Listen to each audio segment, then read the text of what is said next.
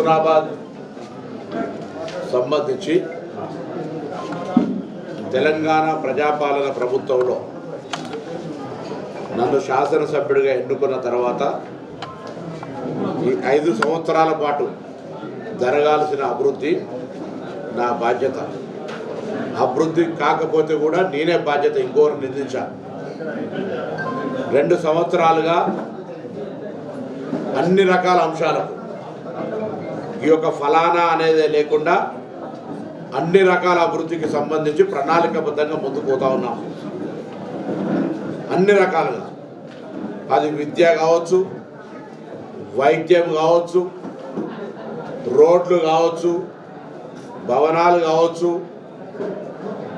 లేదా tourism subject కావచ్చు, irrigation కావచ్చు, పారిశ్రామికంగా కావచ్చు, లేదా ఎంటర్టైన్మెంట్కి సంబంధించినటువంటి అన్ని అంశాలకు సంబంధించి అలా చేస్తాను. ఇది కాక ప్రభుత్వం యావత్ రాష్ట్రంలో చేసే అంశాలను కూడా పారదర్శకంగా క్షేత్రస్థాయిలో చేరే విధంగా అర్హత కలిగిన రేషన్ కార్డు అందరికీ రేషన్ కార్డు ఇచ్చే కార్యక్రమాన్ని, సన్న బియ్యం ఇచ్చే కార్యక్రమాన్ని సౌకర్యం కలిగజేస్తూ ప్రతి పేదవాడి ఇంటికి 200 యూనిట్ల ఉచిత విద్యుత్ రావాలనే దాని మీద, వడ్డీ లేని రుణాలు మహిళా సంఘ సభ్యులందరికీ ఇవ్వాలనే ఆలోచనతో, అదేవిధంగా ప్రభుత్వాన్ని అప్పుడప్పుడు బ్లేమ్ చేసే ప్రయత్నం చేస్తారు. 18 సంవత్సరాలు పైబడ్డ తెలంగాణ ఆడబిడ్డలందరికీ ఇందిరమ్మ సీరియల్ పెడతా ఉన్నాం. ఇందిరమ్మ సారే ఇవాళ సంక్రాంతికి మొన్ననే పట్టణాల్లో కూడా ఇవ్వాల్సి ఉండే, ఆలస్యమైనప్పటికీ ఇందిరమ్మ సారే కింద, సంక్రాంతి సారే కింద అందరు 18 ఏళ్ళు పైబడ్డ అక్క చెల్లెలందరికీ ఇస్తూ ఉన్నాం.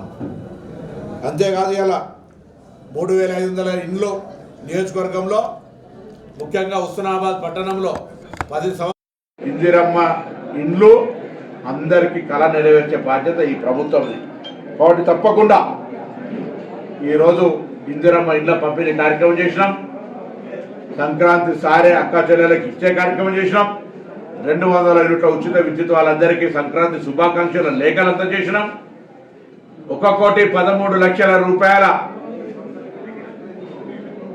వడ్డీ లేని రుణాలను 3,520 మంది హుస్నాబాద్ మహిళలకు లబ్ధి చేకూర్చే చెక్కును కూడా అందజేసినాం. ఈ విధంగా కార్యక్రమాలన్నీ ఈరోజు హుస్నాబాద్ పట్టణంలో నిర్వహిస్తూ దాదాపు 58 మంది ముస్లిం మహిళలకు కుట్టు మిషన్లు ఇచ్చినాం.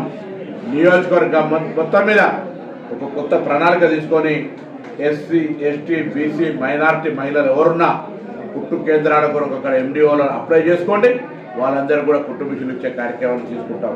ఈ విధంగా ఒకవైపు సంక్షేమ కార్యక్రమం, మరొక వైపు అభివృద్ధి కార్యక్రమం, మరొక వైపు రైతులంతా బాగుండాలనే విధంగా గౌరవెల్లి ప్రజల ప్రాజెక్టు, గట్టిపల్లి ప్రాజెక్టుకు సంబంధించిన పనుల వేగవంతం, దానికి అనుసంధానంగా పారిశ్రామిక ప్రాంతం, ఈ విధంగా ఇంక్లూజివ్ గ్రోత్, అదేవిధంగా టూరిజం ప్రకారంగా కూడా జిల్లాలగడ్డ urban Sarvai Papanna urban forest కావచ్చు, ఎల్లమ్మ చెరువు కావచ్చు, మహాసముద్రం గండి కావచ్చు, రాయకల్ వాటర్ ఫాల్ కావచ్చు, సర్వాయి పాపన్న కోట కావచ్చు, ఈ విధంగా అన్ని రకాల కొత్తకొండ దేవాలయం కావచ్చు, ఇవన్నీ కూడా అభివృద్ధి దిశలో తీసుకొని పోతా ఉన్నాం.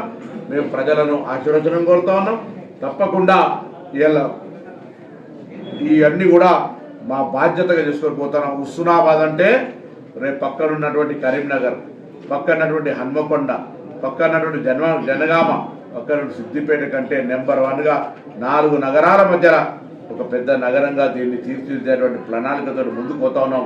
అందుకే ఇలా టౌన్ హుస్నాబాద్ లేదా హుస్నాబాద్ నియోజకవర్గం ఎక్కడికైనా వెళ్తే తప్పకుండా గౌరవంగా వాళ్ళు ఉండేటువంటి విధంగా ఈ ప్రాంతాన్ని అభివృద్ధి చేస్తా ఉన్నాం అనేటువంటి మాట మనం చేస్తూ, ఈ నీటి పన్నుకు సంబంధించి ఆనాడు మిషన్ భగీరథ పేరు మీద నల్లా కనెక్షన్ తీసుకున్నప్పుడు అప్లోడ్ చేసేటప్పుడు ఇష్టం ఉన్నట్టుగా కొంత అప్లోడ్ జరిగిందని తెలిసింది. ఒక్కొక్కరి ఇళ్లలో 3-4 కనెక్షన్లు ఉన్నట్టుగా రికార్డులలో ఉండడం వల్ల వాళ్ళు వాడకుండా కూడా పేమెంట్ చేయాల్సి వస్తుందన్నారు. తప్పకుండా అవన్నీ రివ్యూ చేస్తాం. ఎక్కడ నీళ్లు వాడుకుంటారో అక్కడ మాత్రమే పన్ను వేసే విధంగా తగిన చర్యలు తీసుకుంటాం. ఎవరు ఆందోళన చెందద్దు, అది నా బాధ్యత అన్నమాట పనిచేస్తాం. అలాగే ఇంటి పనులకు సంబంధించి కూడా పట్టిగానే కొంత ఆందోళనకు గురయ్యే పరిస్థితి జరుగుతుంది. రివ్యూ చేస్తాం. ఎవరికి ఎటువంటి పన్ను రూపంలో భారం పడే ప్రయత్నం జరగదు. కొంత కమర్షియల్, రెసిడెన్షియల్ అనే ఇష్యూ మీద వచ్చినప్పుడు దాన్ని కూడా హుస్నాబాద్ పట్టణ గ్రేడ్కి అనుగుణంగానే తగ్గించి ఎవరికి కూడా ఇబ్బంది లేకుండా ఉండేటువంటి విధంగా ప్రయత్నం చేస్తామనేటువంటి మాట కూడా మనం చేస్తున్నాం. అది నీటి పన్ను కానీ ఈ ఇంటి పన్ను కానీ ఈ విధంగా ఎక్కడ సమస్యలున్నా దానికి సంబంధించినటువంటి ఎటువంటి ఇబ్బంది లేకుండా సౌకర్యంగా డ్రైనేజ్ సమస్య కావచ్చు. తప్పకుండా ముఖ్యమంత్రి గారి నోటీసులో ఆ రోజు హుస్నాబాద్కి వచ్చినప్పుడు చెప్పినాం.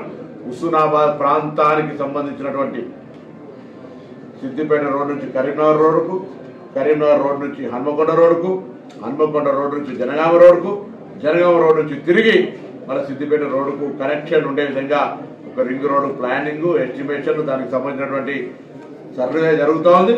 ఆ ప్రకారంగా హుస్నాబాద్కు తలమానికంగా ఒక నెక్లెస్ లాగా ఉండే విధంగా రోడ్డును కూడా చేసుకుంటాం. ఇలా కరీంనగర్కు 4 రహదారుల రోడ్ అవుతా ఉంది. 250 పడకల ఆసుపత్రి నిర్మాణం అవుతా ఉంది. పీజీ కాలేజ్ శాంక్షన్ అయింది. దాని తర్వాత శాతవాహన యూనివర్సిటీ వచ్చింది. 35 ఎకరాల స్థలం ఇచ్చినాం.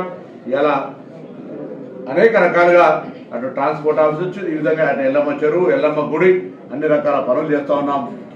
తప్పకుండా ప్రజలు మమ్మల్ని ఈ కార్యక్రమాలు ఇంకా భవిష్యత్తులో తీసుకుపోవడానికి మరి అందరూ కూడా ఆశీర్వదించాలని ఈ సందర్భంగా కోరుతా ఉన్నాను.